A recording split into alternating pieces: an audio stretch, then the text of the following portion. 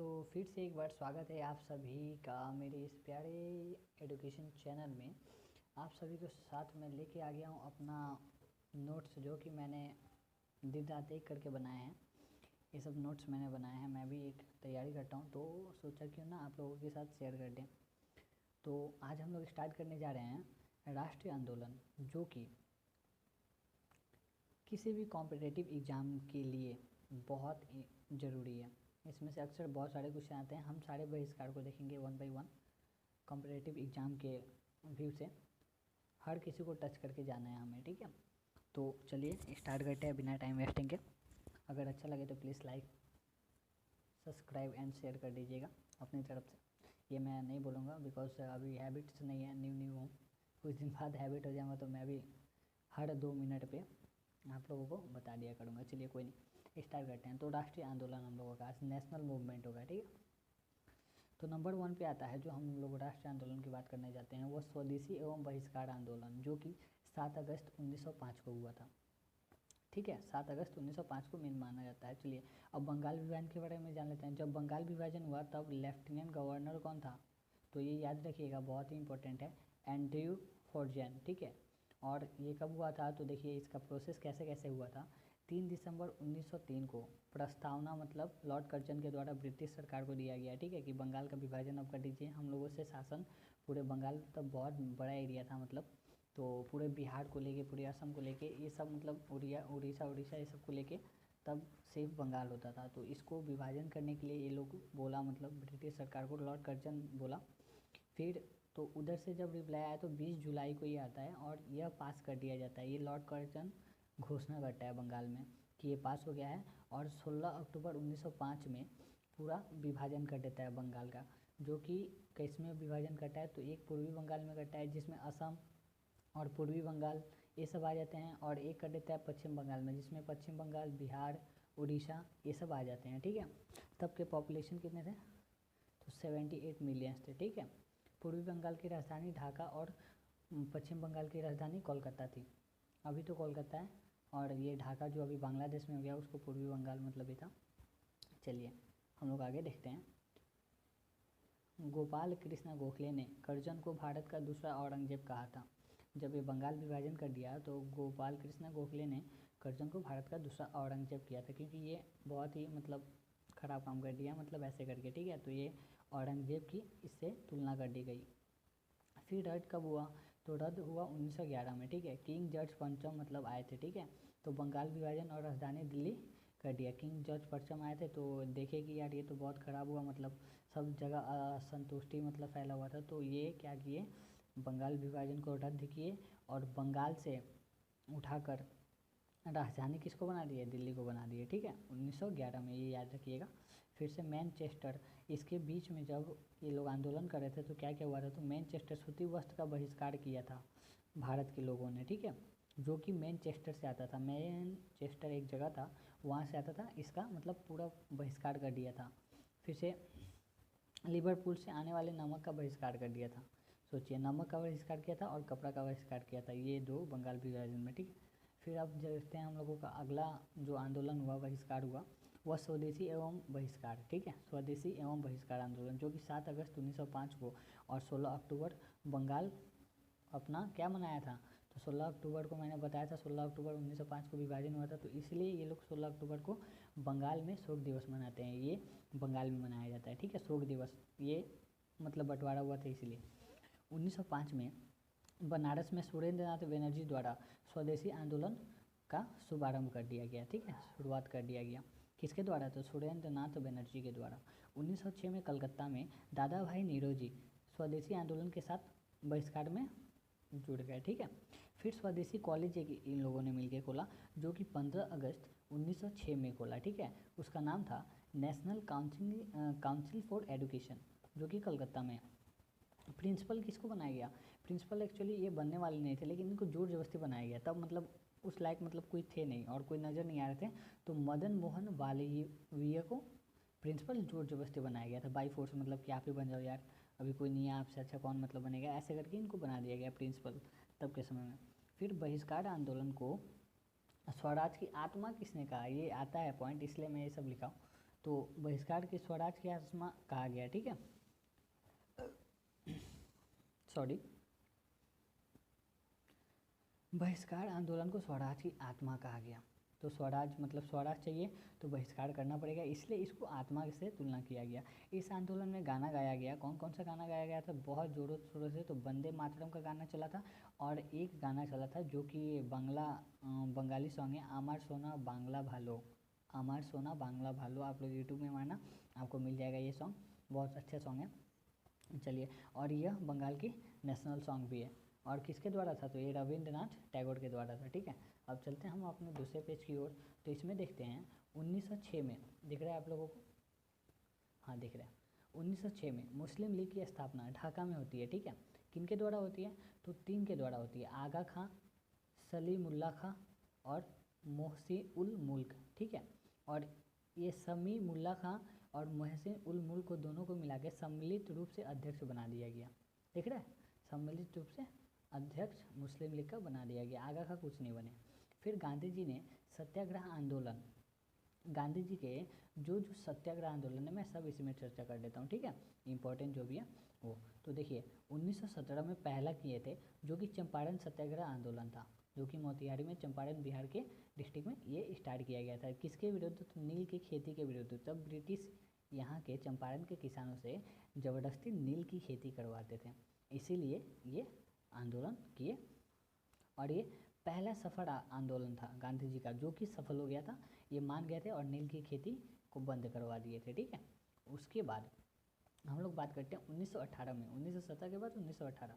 एक एक पॉइंट याद रखिएगा, बहुत अच्छा से याद हो जाएगा, ये सब डेट बहुत ईजी है, बस ऐसे हवा बना के रखते हैं हम लोग कि डेट याद नहीं होता। आप यार याद तो रखो 1917 में, इससे जितने रिलेटेड है सारे को एक ही बार में याद करके रखो। देखो कैसे आप भूलते हो यार, नहीं भूलोगे, बस अपना मन बना लो कि नहीं नहीं भूलना है, माइंड को ऐसे बोल लो कि नहीं मैं नहीं भूलूंगा, चल भूल के दिखा, तो ऐसा हो जाएगा, ठीक है।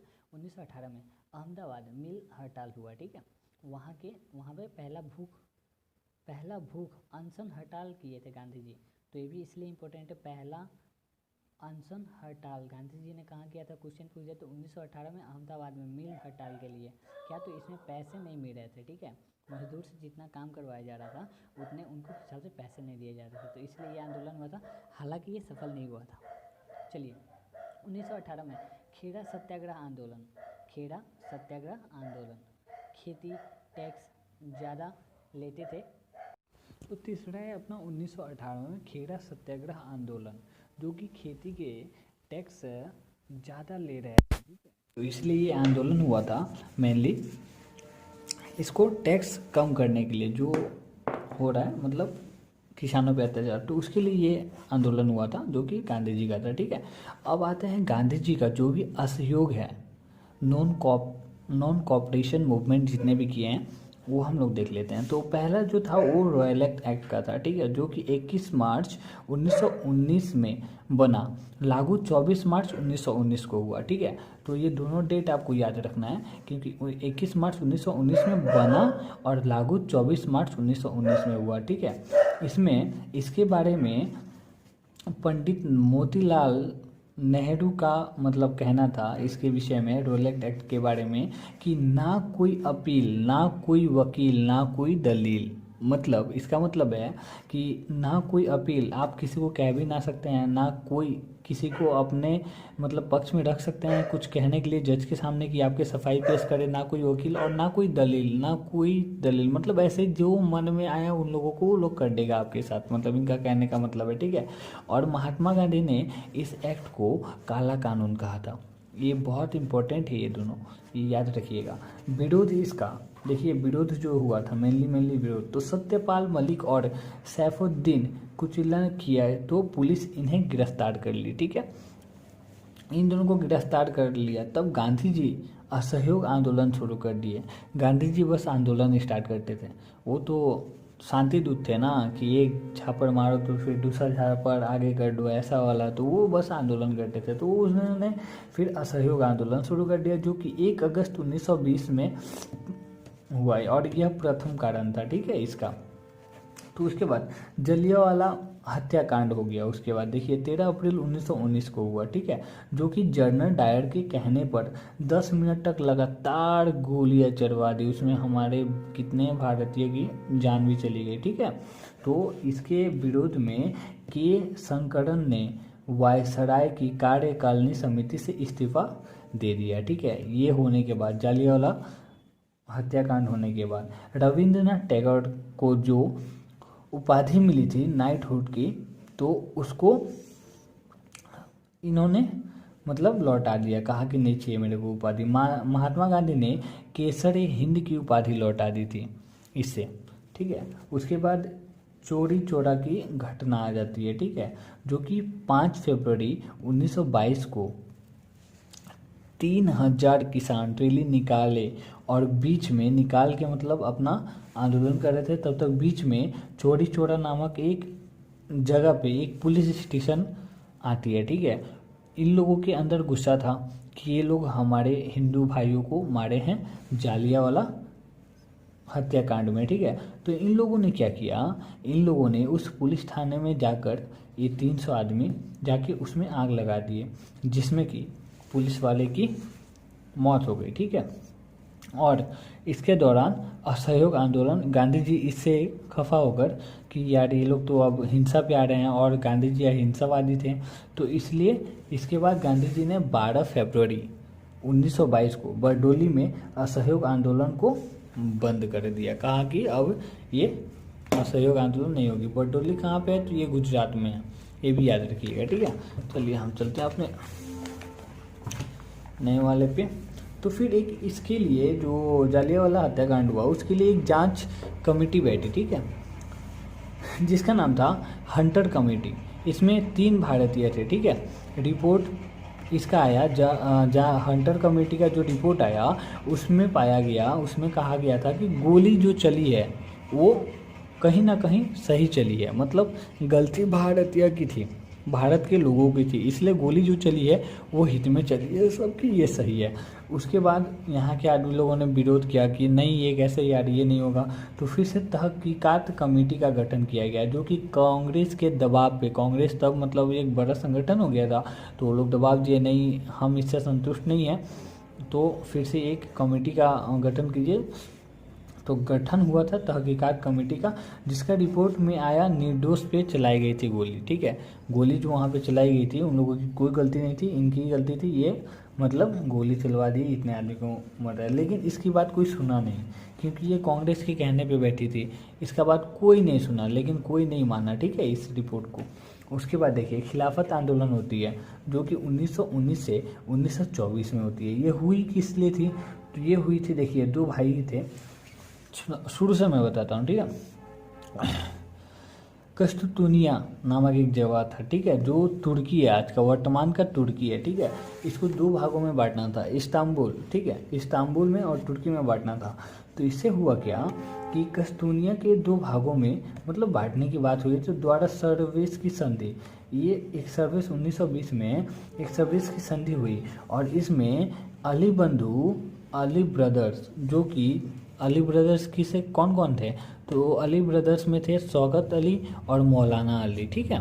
शौकत अली और मौलाना अली अदर ब्रदर्स थे, ये दोनों ने किया था। अली बंधु ने और महात्मा गांधी ने खिलाफत आंदोलन शुरू की, बाद में महात्मा गांधी भी इसमें कुछ पड़े, और जब इसमें महात्मा गांधी गए तो सारे भारतवासी इसमें मतलब एक हो गए। एक तरफ से महात्मा गांधी तब तो मेन थे ना, तो ये लोग जब महात्मा गांधी ही हो गए तो बाकी सब तो अभी करेंगे, तो वही बात हो गया, तो इसमें बाद में मिल गया। फिर 1919 में दिल्ली में अखिल भारतीय खिलाफत यूनिट बनाई गई, ठीक है, जिसके अध्यक्ष किसको बनाया गया, तो गांधी जी को बनाया गया था, ठीक है।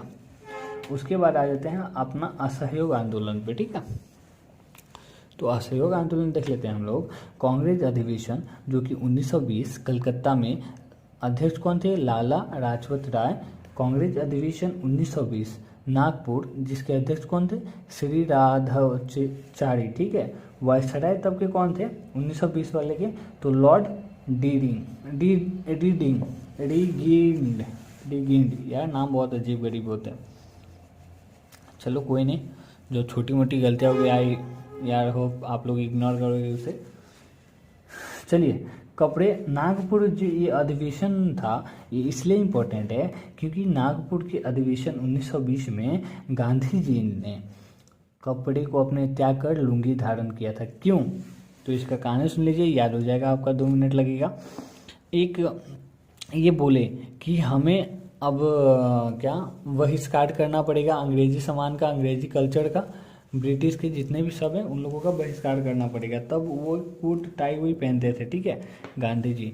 तो उसके बाद ये लोगों ने, इसमें से एक आदमी ने बोला, अरे गांधी जी आप तो खुद ही मतलब ऐसे टाई वही पहन के मतलब खड़े हैं, तो दूसरा कोई क्या बहिष्कार करेगा, आप क्या पहनेंगे।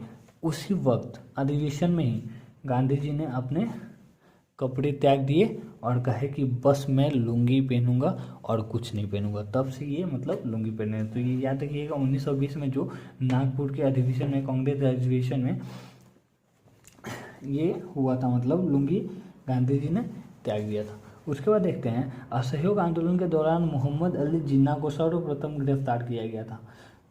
इसके जो असहयोग आंदोलन होता है इसमें सबसे पहले किसको गिरफ्तार किया गया था, तो मुस्लिम लीग के अली जिन्ना को सर्वप्रथम गिरफ्तार किया गया था, और गांधी जी को भी किया गया था लेकिन बाद में किया गया था, ठीक है।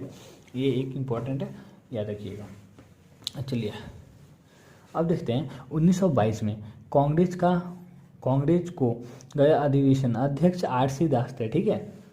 स्वराज पार्टी का गठन हुआ 1923 में। कांग्रेस खिलाफत स्वराज पार्टी, बाद में फिर स्वराज पार्टी ही रखा गया इसका नाम, लेकिन पहले इसका क्या था, तो कांग्रेस खिलाफत स्वराज पार्टी था। अध्यक्ष इसके CR चित्तरंजन दास थे, जो कि बंधु चित्तरंजन दास थे, ठीक है, इनका पूरा नाम है ये, मैंने ऐसे ही पहले बता दिया। सचिव कौन थे, तो मोतीलाल नेहरू थे, ठीक है। 1924 में गांधीदास पैक्ट, 1924 में 101 सीट में 42 सीट स्वराज पार्टी को मिली थी। सोचिए उस समय में 101 सीट था जिसमें कि 42 सीट स्वराज पार्टी को अकेले मिल गई थी। तब मांग ये था कि भारत शासन अधिनियम 1919 में मैनटेगू चेम्स कार्ड सुधार कानून, फोर्ट सुधार कानून को मतलब ये मांग थी। 1 जनवरी 1925 को मृत्यु CR दास का, और 1926 में स्वराज पार्टी हार जाती है। चित्तरंजन जी की जैसे मृत्यु होती है वैसे ही ये पार्टी मतलब डाउन हो जाती है, ठीक है, क्योंकि सब इनको ही जानते थे, इनको ही वोट देते थे सब कोई, मतलब तो ये वो हो गई, ठीक है। उसके बाद 1919 में भारत शासन अधिनियम की जांच करने के लिए साइमन कमीशन का गठन हुआ, जो कि नेहरू रिपोर्ट 1928 में साइमन कमीशन का गठन होता है, और 1927 में ब्रिटिश भारतीय में बॉम्बे में 3 फरवरी 1928 में आया, ठीक है। तब के वायसराय थे जो कि लॉर्ड इरविन थे, और भारत सचिव बेकेनहैम थे, बेकेनहैम, ओके, ये रहा, देख लीजिए यहाँ पे बेकेनहैम थे। भारत के लोग इसका विरोध करते हुए साइमन कमीशन गो बैक का तभी नारा दिए, और एस्कॉट नामक अधिकारी ने लाठीचार्ज करवाता है।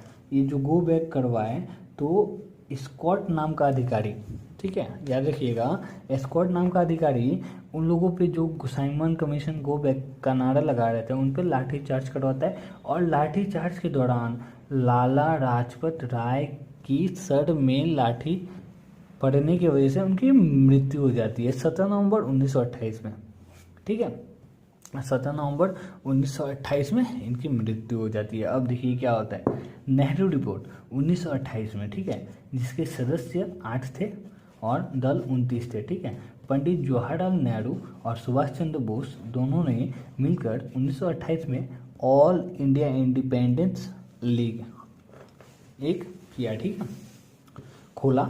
उसके बाद 1928 में दिख रहा है आपको, हाँ ये रहा, 1928 में बरदौली सत्याग्रह आंदोलन होता है, जिसमें वल्लभ भाई पटेल द्वारा सफल महिलाओं ने, मतलब वल्लभ भाई के द्वारा एक सफल बरदौली आंदोलन, ये मतलब सफल हो जाता है बरदौली सत्याग्रह आंदोलन, तो महिला खुश होकर तभी इनको वल्लभ भाई पटेल को सरदार की उपाधि देती है। तो ये मोस्ट इम्पोर्टेंट हो जाता है, देखिए स्टार मार्क, इसलिए मैंने यहाँ पे मारा है स्टार मार्क, कि वल्लभ भाई पटेल को सरदार की उपाधि कब मिली?